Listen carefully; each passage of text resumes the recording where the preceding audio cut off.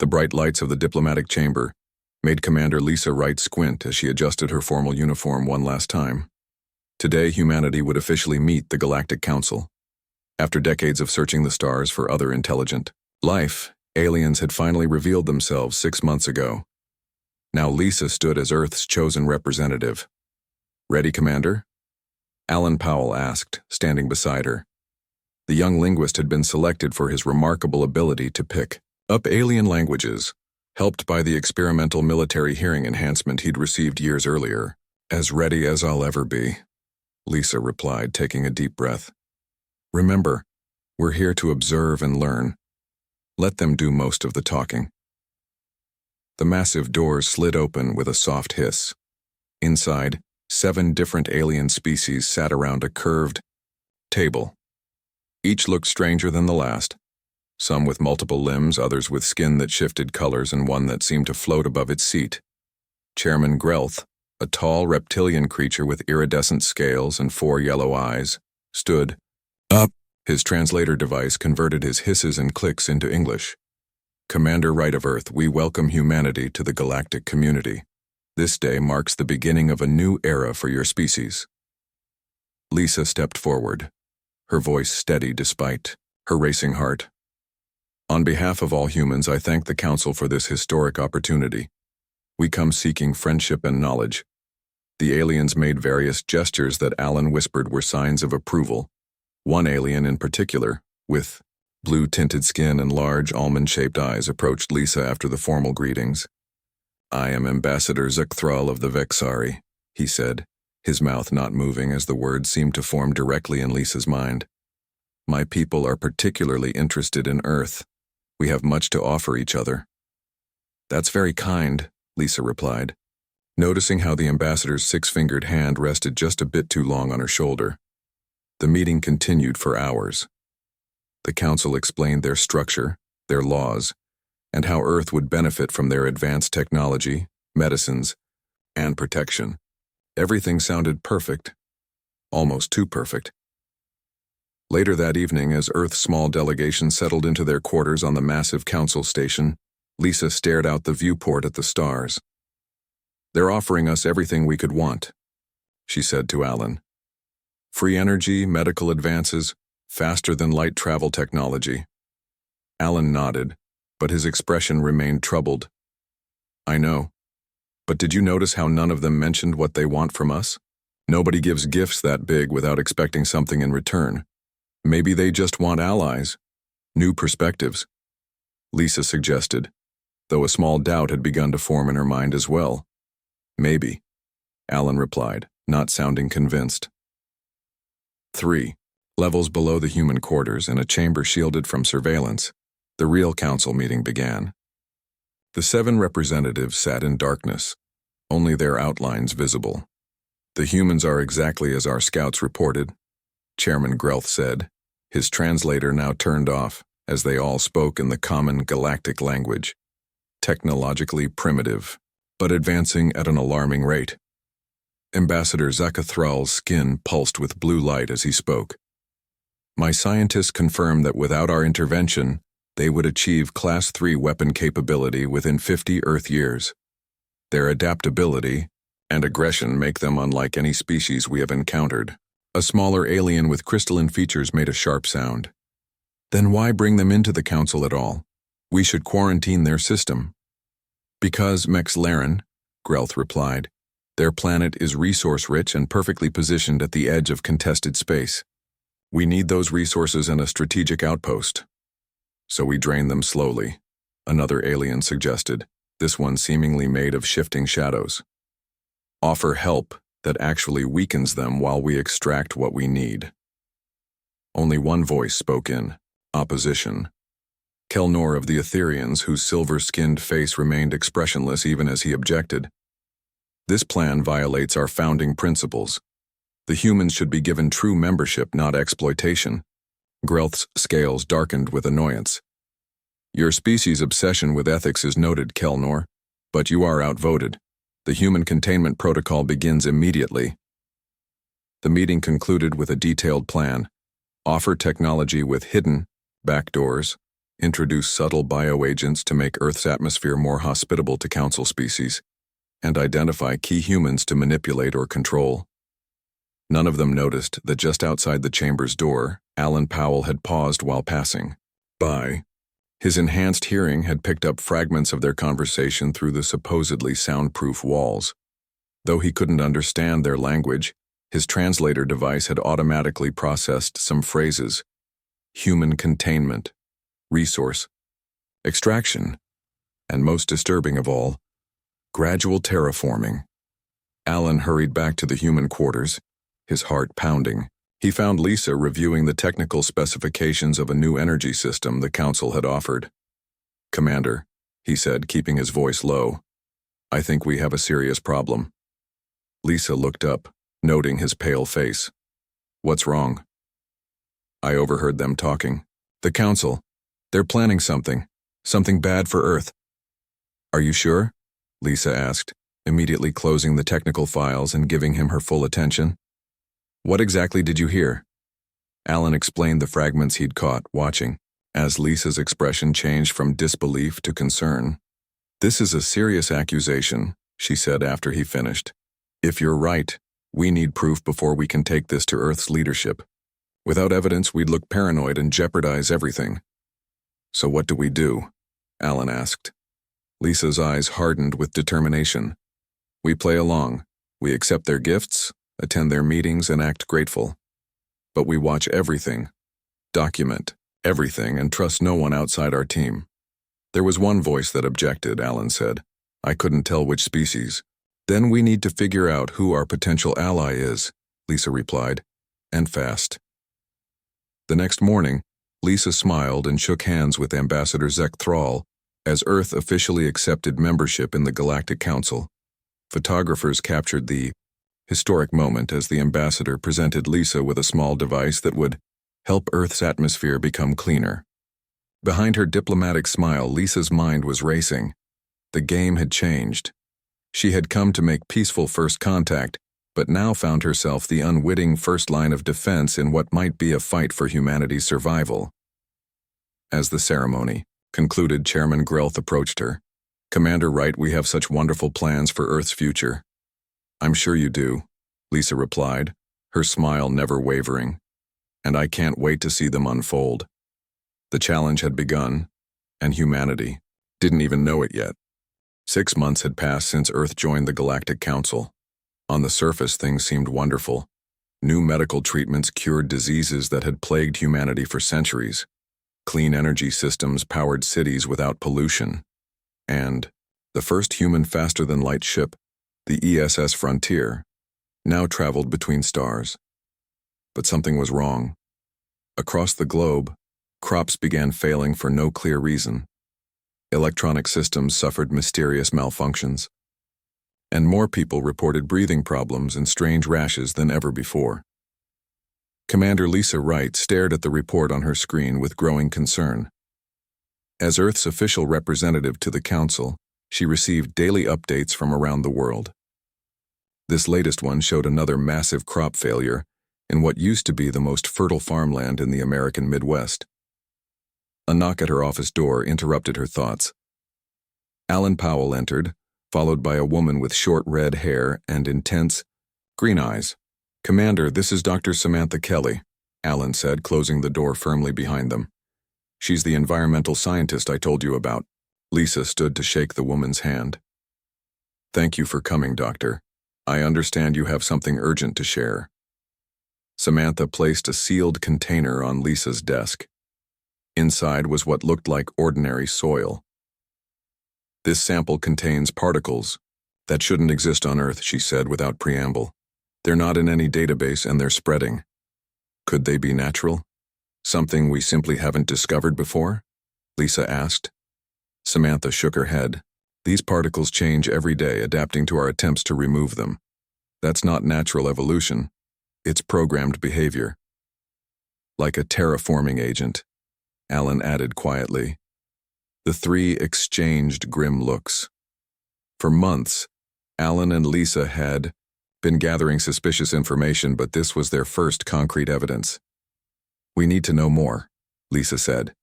And we need allies. As if on cue, Lisa's communication device chimed with an encrypted message from Captain John Rivera of the ASS Frontier. He had just returned from a diplomatic mission to the Vixari homeworld and requested an urgent meeting. The next day, they met Captain Rivera in a secure room deep within Earth's North American Command Center. The captain looked exhausted, with dark circles under his eyes and a nervous energy about him. "My ship's AI has been compromised," he said without greeting. "During our mission to the Vixari homeworld, something infiltrated our systems. I only discovered it because my engineer noticed the AI was using power even when supposedly inactive." He placed a data chip on the table. "We managed to isolate part of the foreign code. It was designed to transmit information about Earth's defenses back to the Council." Lisa connected the dots quickly. "The gifts from the Council, they're not just giving us technology, they're using it to spy on us and change our planet." "But why?" Samantha asked. "What do they want?" Alan's expression darkened. "Remember what I overheard about gradual terraforming? I think they're making Earth more like their worlds and less like ours. We're being slowly poisoned while they prepare to take our planet." The small group fell silent, the weight of the revelation heavy on their shoulders. "There's more," Captain Rivera said. "During a reception on the Vixari homeworld, I noticed Vice Secretary Frank Doyle behaving strangely. He's been working closely with Ambassador Zek Thrall since first contact, but now he seems different. His speech patterns have changed, and he advocates for Council policies even when they clearly disadvantage Earth." "Mind control," Lisa suggested. "Or replacement," Samantha added grimly. Their discussion was interrupted by an alert on Lisa's secure communicator, a message using a frequency she didn't recognize.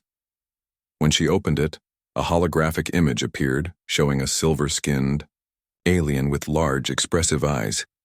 "I am Kelnor of the Etherians," the alien said. "I seek private communication with Commander Wright on a matter of urgent importance to Earth's survival." Lisa exchanged looks with her companions before responding. "This could be a trap," she warned. "Or the ally you mentioned we needed," Alan countered. Lisa made her decision. "Set up a secure meeting. Maximum security protocols." 2 days later, in an abandoned warehouse outside of Chicago, Lisa waited with Alan, Samantha, and Captain Rivera. They had swept the location for surveillance devices 3 times. A small shuttle landed silently outside. The door opened and Kelnor stepped out alone. "Thank you for trusting me enough to meet," the Etherian said, his voice melodic and calm. "I have opposed the Council's plans for Earth from the beginning, but I was outvoted." "What exactly are those plans?" Lisa asked directly. "The Council fears humanity's potential. Your species adapts faster than any we've encountered. In just a few hundred years, you've gone from primitive combustion engines to the edge of faster-than-light travel. That terrifies them." Kelnor's silver face showed what might have been sadness. "The plan is to make Earth inhospitable to humans while extracting resources and establishing a strategic outpost." "The particles in the soil," Samantha said. Kelnor nodded. "A terraforming virus. It slowly changes your atmosphere, water, and soil to better suit Council species. In a few years, humans would struggle to breathe outside special facilities. We need proof that all Earth governments will believe," Lisa said. "Concrete evidence of the Council's betrayal?" "I can help," Kelnor replied.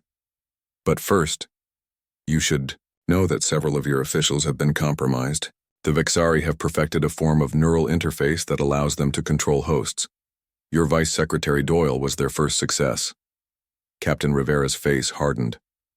"I knew something was wrong with him." "How many others?" Lisa asked. "At least 5 high-ranking officials that I know of," Kelnor answered. "And they're planning more." Lisa took a deep breath, her mind racing. "We need a plan. We need to gather enough evidence to convince Earth's leadership without alerting the Council to what we know. And we need a way to protect ourselves," Alan added. "If they're already changing our planet and controlling our officials, we need defenses. I can provide information on Council technology," Kelnor offered, "including how to detect and block the neural interfaces." As the group began to formulate a plan, Lisa felt the weight of responsibility on her shoulders. She had been sent to make peaceful contact with alien life. Instead, she found herself planning what might become the first resistance in a war for humanity's survival. "We have one advantage," she told her small team. "They think we're primitive and naive. They don't expect us to discover their plan until it's too late." Samantha's eyes gleamed with determination. "Then let's prove just how adaptable humans really are." Lisa Wright stood before 20 of Earth's most powerful people in a secure underground facility beneath Geneva. Military leaders, scientists, and government officials sat in tense silence as she finished presenting the evidence of the Council's betrayal. "This is the neural interface technology that Kelnor provided," she said, displaying a holographic image of a small, spider-like device. "The Vexari use these to control humans in positions of power. We believe at least 5 high-ranking officials are currently compromised." General Maria Ortega, commander of Earth's combined military forces, leaned forward. "And you're certain this information is reliable? This Etherian could be manipulating us." "We've verified everything independently," Lisa replied. "Dr. Kelly has confirmed the alien particles are changing our atmosphere. Captain Rivera's engineers have found Council spyware in all their gift technology. And we've developed a scanner that has identified neural interfaces in Vice Secretary Doyle and 4 others." The room erupted in angry voices. The president of the United Earth Alliance raised his hand for silence. "If what you're saying is true, Commander Wright, we're already under attack. What do you propose we do?" Lisa took a deep breath. "Operation Hydra, sir. A multi-part plan to defend Earth while pretending to cooperate with the Council." As Lisa outlined the plan, Alan Powell watched the faces around the table change from disbelief to grim determination. When she finished, there was silence. Then, General Ortega stood. "I'm in. Better to die fighting than be slowly poisoned in our own homes." One by one, the others agreed. Within hours, Operation Hydra had official approval and unlimited resources. In a secure lab beneath the Rocky Mountains, Dr. Samantha Kelly worked day and night analyzing the terraforming virus. The microscopic machines were incredibly complex, designed to remake Earth's ecosystem molecule by molecule. "The good news," she told Lisa during their weekly update, "is that they work slowly to avoid detection. That gives us time." "And the bad news?" Lisa asked. Samantha's tired eyes met hers. "They adapt to anything we throw at them.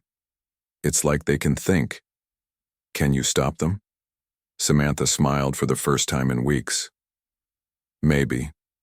I've been studying how they communicate with each other. If we can disrupt that, we might be able to shut them down or even reprogram them." Meanwhile, in a converted aircraft hangar, military engineer Nathan Carter led a team taking apart every piece of gifted alien technology. They worked carefully to understand the systems without alerting the Council to their activities. "It's like they thought we wouldn't even check what they gave us," Nathan told Captain Rivera as they examined a Council communication device. "There are back doors and everything." "Can we use that against them?" Rivera asked. Nathan grinned, pushing his glasses up his nose. "Already working on it. We're building our own versions with modifications they won't expect. The energy technology they gave us, we figured out how to weaponize it. Across the globe." Other aspects of Operation Hydra unfolded. Computer specialist Grace Martinez led efforts to secure Earth's digital systems against alien intrusion. Military units trained in secret for potential combat with Council forces. And most importantly, all of it happened hidden from the watchful eyes of the Council. On the diplomatic front, Lisa maintained her role as Earth's friendly representative. Each day she met with Council members, smiling and expressing gratitude for their generosity while gathering information. "The Vexari delegation has requested access to our new atmospheric processing centers," she informed the Operation Hydra leadership team during a secure meeting. "I've stalled them, but Ambassador Zacathral is getting suspicious." "We need more time," Samantha said. "My countermeasure for the terraforming virus is still weeks away from completion. And my team needs at least a month to finish upgrading our defense systems," Nathan added. Lisa nodded. "I'll find a way to keep them distracted." Later that week, Lisa met with Ambassador Zekthral in her office at Earth Diplomatic Headquarters. The blue-skinned alien seemed more agitated than usual, his skin pulsing with rapidly changing patterns. "We are concerned, Commander Wright," he said, his words forming directly in her mind as always. "Earth has not fully implemented the atmospheric enhancement systems we provided. Chairman Grelth wonders if there is a problem with our technology." Lisa had prepared for this. "Not at all, Ambassador. We're simply adapting it to work with our existing infrastructure. Earth has many different climate zones, you see. We want to ensure optimal performance across all of them."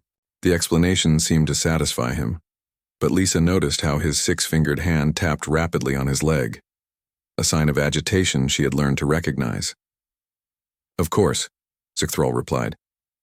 "However, perhaps our technicians could assist with the implementation.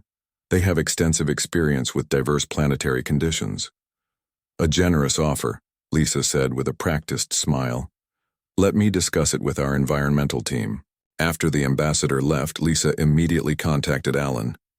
"They're pushing harder for access. We may be running out of time." The next day, during a routine meeting aboard the council station, Lisa noticed increased security and hushed conversations among council members. Something had changed. Her suspicions were confirmed when she received an encrypted message from Kelnor. "Council has accelerated timeline. Suspect you have discovered their plan. Preparing final phase now." Lisa immediately alerted Earth's leadership. That night, representatives from all Operation Hydra teams gathered for an emergency meeting. "We're not ready," Samantha said, frustration clear in her voice. "The countermeasure needs more testing. Our fleet has only half the upgraded weapons systems installed," Captain Rivera added. "We can't match their ships yet." Lisa looked around the table at the tired but determined faces. "Ready or not, this is happening. The council is moving to their next phase. We need to adapt." Nathan Carter cleared his throat. "Maybe we don't need to be fully ready. We just need to surprise them." All eyes turned to the engineer. "They think we're primitive, right? That we can't possibly understand their tech." Nathan smiled. "But we've learned more than they realize. We may not have quantity, but we've got quality. And they won't see it coming." General Ortega nodded slowly. "A guerrilla approach. Hit them where they don't expect it, use their own technology against them." "Exactly," Nathan said. "And I have some ideas about how to do that." As the meeting continued late into the night, Lisa felt a strange mix of fear and pride. Humanity stood on the edge of its greatest challenge, facing an enemy with vastly superior numbers and technology. Yet instead of giving up, people like Samantha, Nathan, and Rivera were fighting back with everything they had. "Ambassador Zekthral is requesting another meeting tomorrow," Lisa told the group as they finalized their plans. "What should I tell him?" General Ortega's eyes hardened. "Tell him exactly what he expects to hear. That we're grateful, that we're eager to implement more of their technology. Buy us every minute you can, Commander." "And then?" Lisa asked. "And then," the general replied, "we show them why no one should ever underestimate humanity." The message from the Galactic Council arrived with formal language and diplomatic courtesy, but its meaning was clear. Earth would accept protection forces or face consequences. The Council had requested permission to establish bases on Earth's moon, in its oceans, and at strategic points across the planet, all in the name of security and mutual defense. Lisa Wright sat with Earth Security Council as they crafted their response. The room was tense, filled with military and political leaders who now fully understood the threat they faced. "We need to stall them," Lisa said. "Every day gives our teams more time to prepare." The president nodded. "We'll request clarification on the specific requirements for these bases. Ask for detailed environmental impact studies. Suggest alternative locations. Anything to buy time." As they finalized their delaying strategy, an alert flashed on the Bureau main screen. Multiple council ships had entered the solar system, moving into position around Earth's orbit. General Ortega's face hardened. "So much for diplomacy. They're not waiting for permission." "Time for Phase 2, Lisa said quietly. Aboard the Council's primary diplomatic station, An emergency session had been called. Lisa arrived wearing her formal uniform, her face composed despite the gravity of the situation. Chairman Grelth stood at the center of the chamber, his yellow eyes fixed on Lisa as she entered. The other council representatives watched silently, their various alien features unreadable to human eyes. "Commander Wright," Grelth began, his translator conveying his hissing speech. "Your government's delay in accepting our protection is disappointing. The Council has unanimously decided that Earth requires immediate supervision." Lisa noted the word unanimously and glanced at Kelnor, whose silver face remained expressionless. The Etherian gave her an almost imperceptible nod.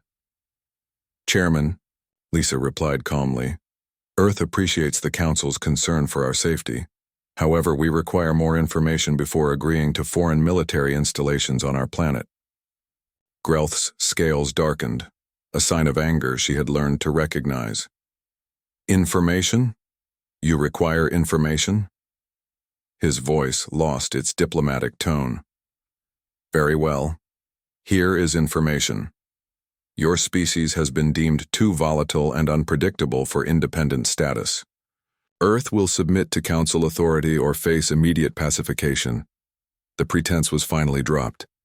Several Council members seemed shocked by Grelth's bluntness, while others nodded in agreement. "I see," Lisa said, her heart racing despite her calm exterior. "And if Earth refuses?" Ambassador Zacathral leaned forward, his blue skin pulsing. "Your primitive defenses cannot stand against Council forces. Accept our terms, and your people will be permitted to live as protected subjects. Refuse, and we will take what we want anyway." Lisa straightened her shoulders. "On behalf of Earth, I must decline your generous offer." The chamber erupted in angry alien voices. Chairman Grelth silenced them with a gesture. "Then you have chosen destruction," he said simply. "This meeting is adjourned."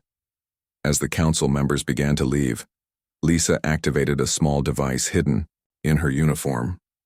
Instantly, every screen in the chamber lit up with images. Secret Council meetings discussing the plot against Earth, technical specifications of the terraforming virus, records of compromised human officials. "What is this?" Grelth demanded.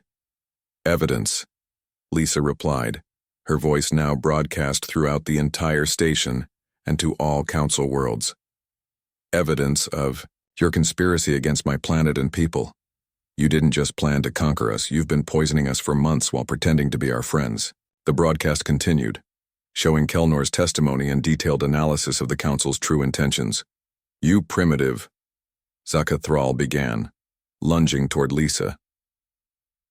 Two security officers who had secretly been working with Kelnor moved to protect her. "This broadcast is being transmitted to every Council world and colony," Lisa continued. "Your own people are learning the truth about their leaders' actions." Chairman Grelth's scales had turned almost black with rage. "It doesn't matter. Our ships are already in position around your world. This changes nothing." Lisa smiled for the first time. "Are you sure about that?" In the space around Earth, the Council fleet had positioned itself for a show of force. 30 massive warships faced the planet, expecting little resistance from humanity's primitive defenses. Then, seemingly out of nowhere, Earth's response appeared. The experimental fleet that Captain Rivera had been preparing dropped their cloaking technology, a modified version of what Kelnor had provided. 20 human vessels, smaller than the Council ships but bristling with weapons systems cobbled together from reverse-engineered alien technology, surrounded the Council fleet. On the bridge of the ESS Defender, Captain Rivera opened a channel to all vessels. "Attention Council forces. This is Captain John Rivera of Earth Defense. Your hostile actions and conspiracy against Earth have been exposed. You are ordered to withdraw from Earth space immediately." The Council fleet commander's laughter was clearly audible over the communication channel. "Your primitive ships are no match for our technology, human. Stand down and accept your fate." Rivera exchanged glances with his weapons officer. "Fire the gravity disruptors." Nathan Carter's greatest achievement activated simultaneously from 10 Earth ships. Based on the Council's own technology, but modified in ways they hadn't anticipated, the gravity manipulation devices created localized distortions in space. 5 Council warships suddenly found themselves unable to maintain their positions, their engines straining against forces they weren't designed to counter. Back on the Council station, the emergency alarms began to sound. Reports of the unexpected Earth defense came pouring in, along with something even more concerning for the Council leadership. Chairman, a Vexari officer reported urgently, "We're receiving reports of uprisings on multiple subjugated worlds. The Krell, the Tari, even the Mordanian colonies. They're all demanding independence and citing the Earth broadcast as their inspiration." Grelth turned to Lisa with fury in his yellow eyes. "You have no idea what you've done." "Actually, I do," Lisa replied calmly. "You thought humanity was alone and helpless, but we found allies, not just Kelnor, but all the species you've been oppressing for centuries. On Earth, the battle had extended to the ground. Vexari forces had managed to land troops near the lunar colonies expecting an easy victory. Instead, they encountered defenders armed with weapons specifically designed to counter their advantages. Dr. Samantha Kelly watched from a secure bunker as her countermeasure was deployed across the lunar surface. The specialized nanites she had developed targeted the Vexari terraforming virus, not just neutralizing it but reprogramming it to affect the Vexari themselves. Within minutes, the invading forces began experiencing breathing difficulties in what should have been a compatible atmosphere. "It's working," Samantha exclaimed, watching the data stream in. Their own weapon turned against them. Across the solar system, the battle raged. Earth forces, though outnumbered, fought with unexpected effectiveness. The Council had assumed humans would be using only their own primitive technology. Instead, they faced weapons and defenses built from a combination of reversed engineered Council tech and human innovation.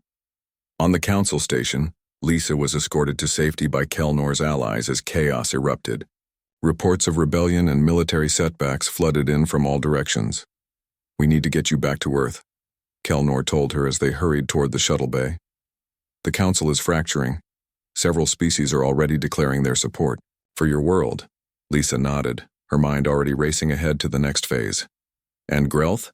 Still in command, but his position is weakening by the minute.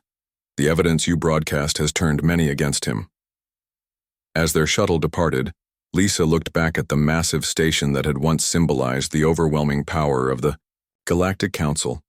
Now it represented something else, the beginning of change, sparked by humanity's refusal to submit. "Do you think we can win?" she asked Kelnor quietly. The Etherean's silver face showed an expression she had never seen before, something like hope. "I think, Commander Wright, that the galaxy will never be the same again." The space battle around Earth entered its 3rd day. Debris from damaged ships floated alongside still fighting vessels. The Council's superior numbers should have guaranteed victory, but humanity's unexpected tactics and modified alien technology had turned the conflict into a grinding war of attrition. On the bridge of the ESS Defender, Captain John Rivera received reports from across the solar system. His uniform was wrinkled, his eyes red from lack of sleep, but his voice remained steady as he issued commands. "Pull back the Jupiter squadron to regroup," he ordered. "And tell the Mars Defense Group to activate Nathan's surprise." His communications officer nodded. "Yes, sir. And Commander Wright's shuttle has safely reached Earth. She's heading to command now." Rivera allowed himself a small smile. With Lisa safely back on Earth and leading the diplomatic front, he could focus entirely on the military aspects of their desperate fight. In orbit around Mars, 5 Council warships pursued what they thought was a retreating Earth vessel. Suddenly, a network of satellites activated, creating a web of energy that disrupted the Council ship's navigation systems. The pursuing vessels drifted, temporarily blinded and confused. "Nathan's gravity net is working perfectly," Rivera said, watching the tactical display. "Have all available ships target the disabled vessels." Earth's smaller, more maneuverable craft swarmed the temporarily helpless Council ships, targeting their engines and weapon systems with surgical precision. On Earth in the underground command center, Lisa Wright met with General Ortega and the President. Despite the ongoing battle, there was a cautious optimism in the room. 7 council species have now broken away and declared support for Earth, Lisa reported. The Etherians under Kelnor's leadership were first, followed by the Krell, Tauri, and others who've been under council oppression for centuries. The president nodded. And what about the terraforming virus? Dr. Samantha Kelly stepped forward, dark circles under her eyes but excitement in her voice. My countermeasure has neutralized the virus across 78% of affected areas. Better yet, we've reprogrammed some of it to target invading Vexari forces. They're experiencing the same respiratory distress they planned for us. We're holding our own in orbit, General Ortega added, pointing to the tactical displays. Rivera's forces are outnumbered but fighting smart. Nathan's gravity manipulation technology has been a game changer. But we can't keep this up forever, Lisa cautioned. We need to strike at the heart of the Council's leadership and end this decisively. The room fell silent as she outlined her plan, a daring raid on the Council flagship where Chairman Grelth was coordinating the attack on Earth. It's risky, the president said after she finished. So is waiting for them to regroup, Lisa replied. Right now they're in disarray. Half their forces are dealing with rebellions on their own worlds, and they didn't expect us to fight back so effectively. This might be our only chance. After hours of debate, the plan was approved. Lisa would lead a small team, including Kelnor, who knew the internal layout of council ships, to infiltrate the flagship and capture Grelth himself. 2 days later, a small, nondescript transport ship approached the massive council flagship. It broadcasted identification codes that Kelnor had provided, codes for a supply vessel delivering food for the Draconid crew members. They're scanning us, the pilot whispered, his hands steady on the controls despite his fear. Lisa, dressed in stolen council service worker clothing, held her breath. Beside her, Kelnor's silver skin had been temporarily darkened to avoid recognition. Clearance granted, came the response finally. Proceed to docking bay 7. As they docked with the massive ship, Lisa checked her weapon one last time, a modified version of council technology that Nathan's team had improved. The small team of 6 humans and Kelnor moved with purpose through the corridors, following the Etherian's lead. The command center is 2 levels up, Kelnor whispered. Grelth will be there. They encountered surprisingly little resistance. Most of the crew was focused on the ongoing battle, and those they did meet barely glanced at what appeared to be a routine maintenance team. When they reached the command center doors, however, they found them heavily guarded by Draconid soldiers, Grelth's personal security force. Now what? Lisa whispered. Kelnor touched a panel on the wall, entering a complex sequence of codes. Suddenly, alarms blared throughout the corridor, but not the intruder alert they feared. Fire suppression warning, Kelnor explained, as the guards looked around in confusion. They'll need to check it. As predicted, 2 guards moved away to investigate. The moment they turned the corner, Lisa's team struck. Silent weapons dropped the remaining guards before they could raise an alarm. The doors to the command center slid open, and Lisa led her team inside. Weapons ready. Chairman Grelth stood at the center of a holographic display showing the battle around Earth. His yellow eyes widened in shock as he saw the armed humans and Kelnor. Impossible, he hissed. Surrender, Chairman, Lisa demanded. Your conspiracy has failed. Half the council has already abandoned you. Grelth's scales darkened with rage. I will never. He didn't finish his sentence as Kelnor fired. The stun, blast dropping the Draconid leader to the floor. The rest of you, Lisa addressed the stunned command crew, have a choice. Stand down, or share your leader's fate. One by one, they lowered their control interfaces. Within hours, news of Chairman Grelth's capture spread throughout the council forces. Faced with a captured leader, fracturing alliances, and unexpectedly fierce resistance, the remaining loyal council ships began to retreat from Earth space. 1 week later, representatives from Earth and the former council species gathered on neutral ground, a space station at the edge of the solar system. Lisa sat at the center of the human delegation, facing aliens who had been enemies days before. The old council is finished, Kelnor announced. Too many species have broken away, and the evidence of corruption and conspiracy can no longer be denied. "What happens now?" asked a representative from the Tauri, one of the formerly subjugated species. Lisa stood. "We propose a new alliance. Not one based on domination and exploitation, but on mutual respect and cooperation.